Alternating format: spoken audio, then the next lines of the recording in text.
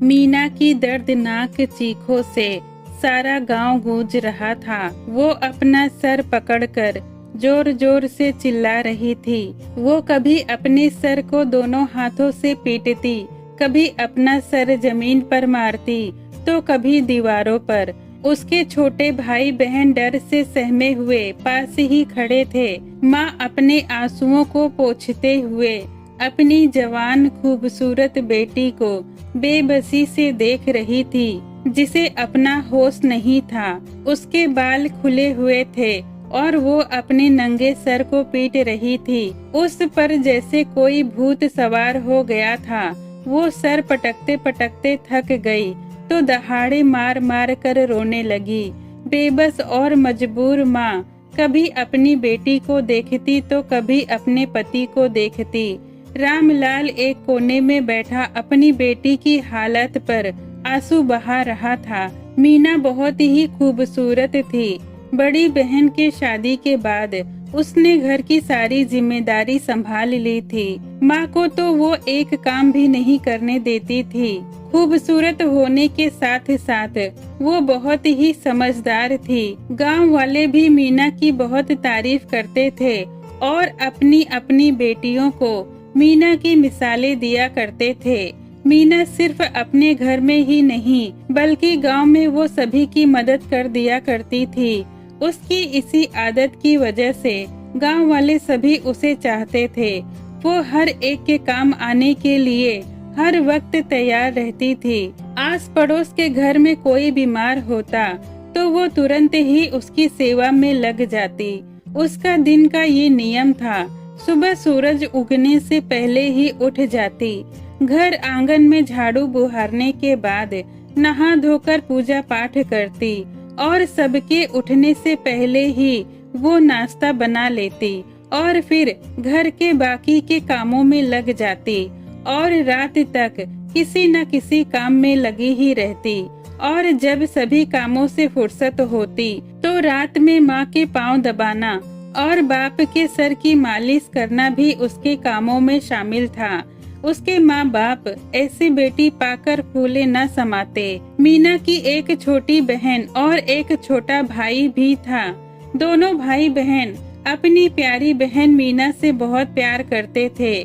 दोनों उसी के साथ सोते थे क्योंकि उन्हें सोते वक्त कहानी भी तो सुननी होती थी। माँ और ये तीनों भाई बहन कमरे में नीचे फर्श पर बिस्तर लगाकर सोते थे और बाप बाहर आंगन में चारपाई पर सोता था। छोटे भाई बहन मीना के दोनों तरफ सो जाते। माँ पास में ही सो जाती थी। इस छोटे से घर की जिंदगी सुकून और छोटी छोटी खुशियों से भरपूर गुजर रही थी कि एक दिन मीना जब सोकर उठी तो पागलों की तरह अपना सिर पीटने लगी। रात को हंसते खेलते खुशी खुशी वो अपने छोटे भाई बहनों को कहानी सुनाकर सोई थी। सुबह उठी तो उसकी अपनी कहानी खराब हो चुकी थी। माँ बाप ने बहुत इलाज करवाया। दुआ दारू ताबीज हकीम सन्यासी टोटके पीर फकीर सब जगह अपनी बेटी को लेकर गए मगर कुछ फायदा न हुआ।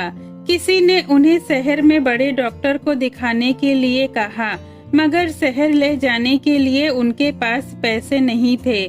जिंदगी की गाड़ी इसी गम के साथ चल रही थी। दिन हफ्ते हफ्ते महीनों और महीनों सालों में बदल गए मगर मीना की हालत में रत्ती भर भी फर्क नहीं आया। माँ बाप जवान बेटी के गम में घुले जा रहे थे। छोटे भाई बहन का भी हाल अच्छा नहीं था। दर्द की हालत में वो बेकाबू हो जाती थी। दोनों हाथों से अपने सर को पीटती, कभी जमीन पर मारती, कभी दीवार पर मारती। माँ की गोद में सर रखकर रोती, उसकी टांगों पर जोर जोर से अपना सर मारती।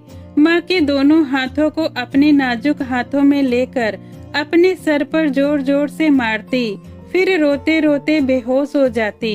होश आने पर हालात कुछ संभले होते मगर अचानक फिर वही हाल हो जाते। अपने बालों को नोचती, कभी कभी तो बार बार बेहोश होती। जब होश आता तो कुछ आराम होता। होश में आते ही खाना मांगती, माँ आंखों से उसे देखते हुए प्यार करती और खाना उसके आगे रख देती। खाना सामने देखकर वो खुश हो जाती और यूं खाने लगती जैसे कई दिनों की भूखी हो। उसकी हालत अजीब पागलों की तरह हो गई थी। इसीलिए जब वो घर से निकलती तो मोहल्ले के बच्चे शोर मचाते और उसे पागल पागल कहकर पुकारते थे। जब मीना अपने होशो हवास में होती तो उसकी माँ अपनी प्यारी बिटिया की कंघी करती, चोटी बनाती, उसके सर की मालिश करती और आंसू बहाते हुए उस वक्त को याद करती जब उसकी बेटी अपनी माँ के बालों में तेल लगाती थी और खूब मालिश करती। फिर बड़े प्यार से बालों को सुलझाती और चोटी बांधती थी। अच्छा, माँ की खिदमत हो रही है, बाप की नहीं। रामलाल मुस्कुराते हुए बेटी से कहते थे, बाबा भला ऐसे कैसे हो सकता है कि आपके सर में तेल डालना भूल जाऊं? जबरदस्त मालिश करूंगी कि आपको नींद ही आ जाएगी। वो हंसते हुए कहती। आह, उसके मुंह से सिसकी निकली तो माँ जैसे यादों से बाहर आ गई। क्या हुआ बेटी? वो प्यार से बोली। अम्मा, दुखता है। वो सर पकड़ते हुए बोली। अच्छा, मैं आराम से मालिश करती हूँ। फिर माँ आहिस्ता आहिस्ता उसका सर दबाने लगी। उसने सर उठाकर देखा तो सामने रामलाल खड़ा था। इसको तैयार कर दे, बाबा के पास लेकर जाना है। वो दुखी होकर बोला। अच्छा। माँ ने भी उदास होकर जवाब दिया। तेल लगाने और सर दबाने से बेटी को नींद आ गई थी। अरे, ये तो सो गई है। रामलाल ने उसे देखते हुए कहा। बाबा के पास ही तो जाना है, थोड़ी देर सोने दो। कितना सुकून मिला है इसे। अच्छा है ना सो जाए, वरना सर पीटती रहेगी। माँ ने बेटी की तरफ बेचारगी से देखते हुए कहा। अच्छा ठीक है, पर ज्यादा देर ना हो जाए। बाबा को बोलकर आया हूँ, अपनी मीना ठीक तो हो जाएगी ना? माँ ने उम्मीद भरी नजरों से रामलाल को देखा। हाँ हाँ, उनकी बहुत तारीफ सुनी है। गांव में नए आए हैं, गांव वाले कह रहे थे बहुत पहुँचे हुए बाबा हैं। मुझे लगता है अपनी मीना को वही ठीक कर सकते हैं। थोड़ी देर के बाद मीना सोकर उठी तो अम्मा बाबा उसे गांव में आए नए बाबा के पास लेकर गए। बाबा की कुटिया के बाहर औरतों की अच्छी खासी भीड़ लगी थी। बहुत देर के इंतजार के बाद जब उनकी बारी आई तो रामलाल बाबा के पैरों में गिर पड़ा और रोने लगा। बाबा अपनी आंखें बंद किए मुंह ही मुंह में कुछ पढ़ रहे थे। उन्होंने आंखें खोलकर सामने देखा तो उनकी आंखें खुली की खुली रह गई। सामने काली चादर में लिपटी हुई एक जवान और हसीन लड़की खड़ी थी। काली चादर में उसका खूबसूरत चेहरा चांद की तरह चमक रहा था। बड़ी बड़ी आंखें, लंबी नाक और गुलाब की पत्ती की तरह नाजुक होठ। बाबा उसकी खूबसूरती में गुम हो गए। बाबा, ये हमारी बेटी मीना है, रामलाल ने कहा। अच्छा अच्छा, बाबा को जैसे होश आ गया। बहुत प्यारी बच्ची है, बाबा ने मीना की तरफ ललचाई नजरों से देखते हुए कहा। यहाँ आओ हमारे पास। जाओ बेटी, बाबा तुम्हें बुला रहे हैं, रामलाल ने अपनी बेटी से कहा। बाबा, मैंने अपनी बेटी के बारे में आपको सब कुछ बता दिया था, अब आप इसको अच्छा कर दे, रामलाल ने बाबा से कहा। मुझे पता है, अब चुपचाप सब बैठ जाओ। ये कहकर बाबा ने मीना को अपने पास ही गद्दी पर बिठा लिया। माँ बाप सर झुकाए सामने बैठ गए। थोड़ी देर के लिए बाबा अपनी आंखें बंद किए हुए कुछ पढ़ते रहे। फिर अचानक आंखें खोल दी और बोले, मुझे पता चल गया वो कौन कमबख्त है जिसने मीना को काबू में किया हुआ है। रामलाल जल्दी से बोला। वो कौन है बाबा? बाबा बोला, लड़की पर एक जिन आशिक हो गया है, वो इसे साथ ले जाएगा। उसने पूरी तरह से मीना को अपने काबू में कर लिया है, ये खुद अपने बस में नहीं है। मीना की माँ जल्दी से बोली, हाँ हाँ, आप सच कह रहे हैं, ये अपने बस में नहीं रहती, हर वक्त अपना सर पीटती रहती है। फिर रामलाल ने पूछा, बाबा, उस जिन से कैसे पीछा छूटेगा? बाबा बोला, हम है ना, सब ठीक हो जाएगा। इलाज लंबा और कठिन है, पर मैं सब संभाल लूंगा। तुम्हें लड़की को यहीं छोड़कर जाना होगा। इसका इलाज आज से ही शुरू करना पड़ेगा। रामलाल कुछ सोचते हुए बोला, लेकिन बाबा, ये आपको बहुत परेशान करेगी। हम रोज इसे लेकर आएंगे। बाबा बोला, अरे तुम मजदूर आदमी हो, रोज रोज क्यों तकलीफ उठाओगे। रामलाल अपनी जवान बेटी को वहाँ छोड़ना नहीं चाहता था, इसीलिए बोला, आप चिंता ना करें, इसकी माँ इसे रोज यहाँ ले आएगी। बाबा ने गुस्से में रामलाल को घूरते हुए कहा, तुम्हें इलाज करवाना है तो करवाओ, वरना यहाँ से निकल जाओ। रामलाल हाथ जोड़कर बोला, नहीं नहीं बाबा, नाराज मत होइए। अच्छा हम चलते हैं। मीना की माँ डरते हुए बोली, कब आए हम अपनी बेटी को लेने के लिए। बाबा बोला, 2 दिन बाद आना। अगर लड़की की हालत ठीक हो जाए तो इसे साथ ले जाना, वरना इसे यहाँ रुकना पड़ेगा। दोनों पति पत्नी न चाहते हुए भी मीना को वहाँ छोड़कर चले गए। बाबा ने मीना को अपने सामने बिठाया और उसे गौर से देखते हुए बोला, सब तुझे पागल कहते हैं, लेकिन तूने तो मुझे पागल कर दिया है। चल अब ये चादर उतार। मीना हैरानी से बाबा को देखते हुए अपना सर दबाने लगी। बाबा की आंखों में शैतानियत नाच रही थी। वो ढोंगी बाबा था। उसने मीना की चादर खींच ली। मीना रोने लगी और शैतान बाबा ठहाके लगाकर हंसने लगा। अरे रोती क्यों है? तेरा पागलपन अभी ठीक कर दूंगा। मीना पर फिर से वही दौरा पड़ने लगा। वो अपने सर को पीटने लगी। उसे बहुत बेचैनी हो रही थी। बाबा अपने गंदे इरादे को पूरा करने के लिए उस पर झुकने लगा। मीना हैरान परेशान होकर इधर उधर देखने लगी। तभी अचानक उसकी नजर वहीं पड़ी एक हथौड़ी पर पड़ी। उसने तुरंत ही वो हथौड़ी उठाई और पूरी ताकत से उस बाबा के सर पर दे मारी। वो चक्कर खाकर गिर पड़ा। मीना अपना सर जोर जोर से दबा रही थी। आज उसे कुछ ज्यादा ही तकलीफ हो रही थी। सर का दर्द बर्दाश्त के बाहर हो गया तो वो अपना सर दोनों हाथों से थामे हुए कमरे से बाहर भागने लगी। बाबा ने उसे पकड़ना चाहा तो मीना ने उसे अपने दोनों हाथ पैर से पीटना शुरू कर दिया। बाबा बेहोश हो गया। इस मार कुटाई में मीना की आस्तीन फट गई। उसकी चादर तो बाबा ने पहले ही खींच ली थी। उसका दुपट्टा भी गले से गिर गया था। वो अपनी हालत की परवाह न करती गिरती पड़ती अपने सर को पीटती हुई वहाँ से भाग निकली। बाबा की कुटिया से बाहर निकली तो देखा सामने सुनसान था। वो जंगल जैसी जगह गांव से बाहर थी। मीना न जाने कब तक बदहवास हालत में भागती रही और जब थक कर चूर हो गई तो एक जगह गिर पड़ी। उसका सर दर्द से फटा जा रहा था। वो तकलीफ से दोहरी होती जा रही थी और चीख रही थी। उसे किसी पल चैन नहीं आ रहा था। वो फिर उठी और दर्द से बिलखती हुई दौड़ने लगी, मगर कुछ दूर जाकर लड़खड़ाती हुई गिरी और बेहोश हो गई। वो जहाँ गिरी थी वहाँ एक खरगोश की लाश पड़ी थी। मीना जब गिरी तो उसका सर खरगोश की लाश पर पड़ा। उस वक्त गांव के चंद लोग उसी रास्ते से गुजर रहे थे, जिसमें गांव के सरपंच भी थे। जब उन लोगों की नजर मीना पर पड़ी तो वो बड़े ही हैरानी से उसे देखने लगे, क्योंकि वो मंजर ही कुछ अजीब था। वो सब कभी मीना को तो कभी खरगोश की लाश को देखते।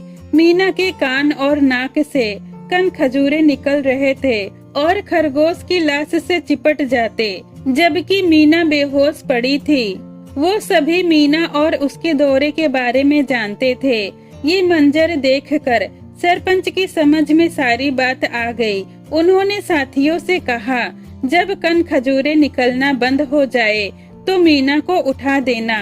वहाँ सब खड़े इंतजार करते रहे कि कन खजूरे निकलना बंद हो। आखिर कुछ देर के बाद मीना के कान नाक से कन खजूरे निकलना बंद हो गए। इससे पहले कि उनमें से कोई उसे उठाता, मीना ने खुद ही आंखें खोल दी। वो जागी तो उसे अपना सर बहुत ही हल्का फुल्का महसूस होने लगा। उसका दर्द गायब हो चुका था। उसे कोई तकलीफ नहीं थी, सिवाय इसके कि उसे बहुत कमजोरी महसूस हो रही थी। वो खड़ी हो गई और हैरानी से उन कन खजूरों को देखने लगी जो खरगोश की लाश से चिपटे हुए थे। उसकी समझ में कुछ नहीं आ रहा था। अचानक उसकी नजर सरपंच और दूसरे लोगों पर पड़ी तो उसे अपने दुपट्टे और चादर का ख्याल आया। वो शर्म से खुद में सिमट गई।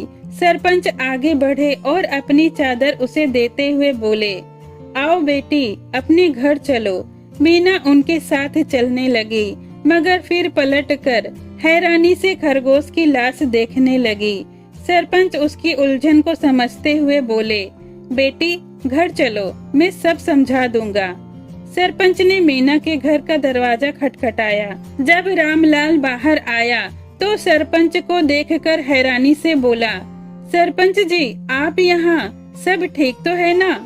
तभी उसकी नजर पीछे खड़ी उसकी बेटी मीना पर पड़ी। वो हैरानी से बोला, बेटी तुम यहाँ? मैं तो तुम्हें बाबा के पास छोड़कर आया था। सरपंच बीच में ही बोल पड़े, हम सब कुछ बताते हैं, लेकिन आराम से बैठकर। रामलाल उन्हें अंदर ले आया। सरपंच ने कहना शुरू किया, हम सब गांव आ रहे थे।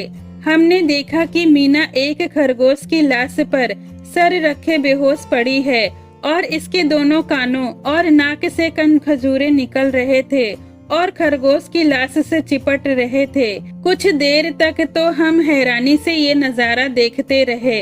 फिर मेरी समझ में सारी बात आ गई। रामलाल ने ना समझते हुए कहा, कौन सी बात सरपंच जी?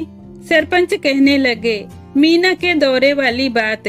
दरअसल जमीन पर सोते में इसके सर में कोई कन खजूरा चला गया होगा और फिर एक से बहुत सारे कन खजूरे पैदा हो गए और जब कन खजूरे इसका खून चूसते थे तो इसके सर में दर्द उठता था और तुम समझते थे कि इसे दौरा पड़ा है। मीना की हालत बिगड़ती चली गई, लेकिन भगवान की कृपा है कि मीना जिस जगह बेहोश होकर गिरी थी वहाँ खरगोश की लाश पड़ी थी। उस लाश की खुशबू से दिमाग में जितने भी कन खजूरे थे वो खुद ही बाहर निकल आए। रामलाल, भगवान शायद यही चाहते थे कि हम ये नजारा देखें, इसलिए हम उस वक्त वहाँ पहुँच गए। अब बच्ची बिल्कुल ठीक है। सरपंच ने मीना के सर पर हाथ रखते हुए कहा। रामलाल और उसकी पत्नी ने भगवान को लाख लाख धन्यवाद दिया कि उनकी बच्ची ठीक हो गई। अचानक रामलाल को बाबा का ख्याल आया तो उसने मीना से हैरानी से पूछा, बेटी तुम्हें तो हमने बाबा के पास इलाज के लिए छोड़कर आए थे, तुम गांव के बाहर कैसे पहुंची? तो मीना ने रो रो कर सारा हाल कह सुनाया। उसकी बातें सुनकर रामलाल गुस्से में बोला, ऐसे ढोंगी बाबा को गांव में नहीं रहने देना चाहिए, उसे सख्त से सख्त सजा देनी चाहिए। सरपंच ने कहा, अगर हम उसे गांव से निकाल देंगे तो वो दूसरे गांव में जाकर ऐसी गंदी हरकतें करेगा, उसे पुलिस के हवाले कर देना चाहिए। गांव वाले सरपंच की बात से सहमत हुए और उन्होंने बाबा को पकड़कर पुलिस के हवाले कर दिया। रामलाल और उसकी पत्नी ने मीना का खूब अच्छे से ख्याल रखा। कुछ ही दिनों में वो पहले जैसी सेहतमंद हो गई। उसने पहले जैसे ही अपनी माँ के साथ घर के काम काज करना शुरू कर दिया। माँ कहती रही कि आराम करो तो मीना जवाब में कहती, मैंने पहले ही आप लोगों को बहुत तंग किया है, अब आपकी सेवा करके सारी कसर पूरी कर दूंगी। उसके माता पिता मीना को पहले जैसे देखकर बहुत खुश हुए। कुछ समय बाद मीना के लिए एक बहुत ही अच्छा रिश्ता आया। माता पिता की खुशी का ठिकाना नहीं था। लड़का बहुत ही अच्छा और समझदार था। इस तरह मीना शादी करके अपने ससुराल चली गई और खुशी खुशी रहने लगी। तो दोस्तों, आपको ये कहानी कैसी लगी कमेंट में जरूर बताएं। वीडियो पसंद आई हो तो लाइक करें। ऐसी ही कहानियों के लिए मेरे चैनल को सब्सक्राइब करें। ये वीडियो देखने के लिए आपका धन्यवाद।